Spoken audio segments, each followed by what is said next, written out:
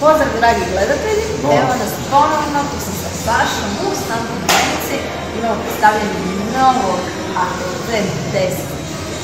E pa sad Saša, šta ovaj novi sve nešto mobitel sve može? Može štošta, evo prvo da se pohvalimo, da sad samo jedino Santa Domenica ima HTC10 koju možete probati, pa ću uskoro promijeniti, drugi tjedan će ga dobiti, znači ponovno prvi imamo u svojedobno, tako da smo tu po našoj tradiciji nove stvari dobivamo prvi. HTC10 je pokupio obilje pohvala na recenziju. Znači to je HTC mobitel koji je nakon 3 godine promijenio dizajn. 3 godine su zapravo reciklirali neki stojeći. Znači izgleda po stari? Ne, ovo je novi.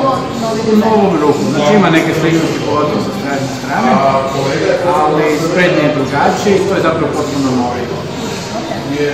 On je tehnološki samo. Kamere ima jednako dobre, ako ne i nijansu bolje od Samsung S7. To je do sad je najbolje. Znači vam jedno provjeriti. Vi slobodno pričaju, ja sam selfie. Znači kamere su super, 12 megapikselne. Evo ja sam radio testove u odnosu na S7 s kojim tradicionalno snimamo naše videe. Ovo je vrhunska kamera. To je veliki plus jer do sada je HTC na tom polju bio donekle slabiji. Da. Ja sam ipak ekspert u fotkama. Za selfie pogotovo. Ne može mene neko prevariti. Ne, zaista kamera je vrhunska. HTC je promijenio zaslon, on je sad nešto veći, 5,2 inča i QHD ima duplo više točkice piksela nego prije. I ono što je tradicionalno za njih je izuzetna kvaliteta. Ako gledaš, ovo je sve zapravo napravljeno od jednog komada aluminija. Znači ovaj HTC je bio hrga željeza, aluminija i oni su sa strojevima napravili rupe, prorezi, sve što treba da se unutra stavili. Elektronika. To možeš vidjeti ovako po dojmu nekom, znači oni zaista, to su debele aluminijske stjenke, čvrsti i robusti. Vrlo fino sjedi, ima ovu karakteristično.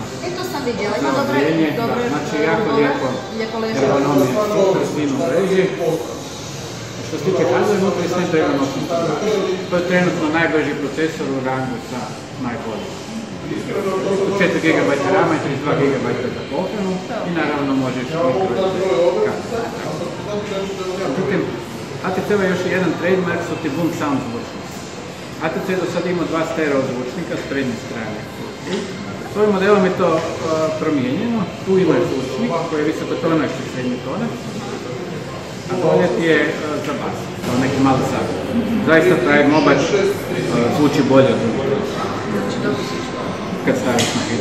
Ono bi zvuči zaista puno bolje, je izlaz za slušalicu. HTC je ugradio najfinije pojačalo unutra i kvalitetan digitalno-analogni pretvarač, tako zvani DAC.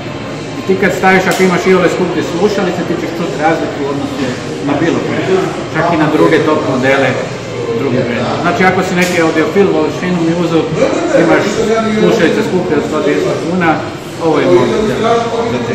Zanimljivo. To sve, Saša, ja vjerujem da je. Ima još jedan detalčić, baterije, znači poboljšana, 3000 mAh i puni se sa Quick Charge 3.0 punjačem.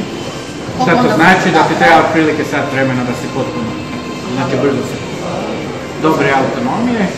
I kad smo kod slušalica, zaboravio sam napomenuti, HTC ti daje izuzetno kvalitetno. A uz mobitel dobiš slušalice koje su u rangu 300-400 kuna aftermarket rješenja. Znači, tu je negdje kvaliteta zvuka, znači upravo to nešto što je HTC gura. Odlično, Saša, hvala ti. Ja kao čekam, ima još, ali moguće da ima još. Hvala ti, Saša. Manje više smo sve prošli, ovo je možda je najveća snaga njega što je to vrlo dobro zaokružen proizvod. Nema nikakvih nedostataka, što nije bio baš slučaj sa prethodnicima i sad HTC zaista ima vrlo konkurentnu ponudu. Možda je ovo najbolji HTC mobitel ikada. Ja se nadam da ste čuli. Brzo svi pohrlite u naš kućan, zapravo 14 naših kućana diljem Hrvatske. Tražite novi HTC10. Nadam se da ste uživali u ovom videu. Treba nešto ponoviti, vi samo stisnite ponovno gledanje ili pogledajte neki od naših drugih videa. A mi se vidimo uskoro. Saša, bog. Hvala.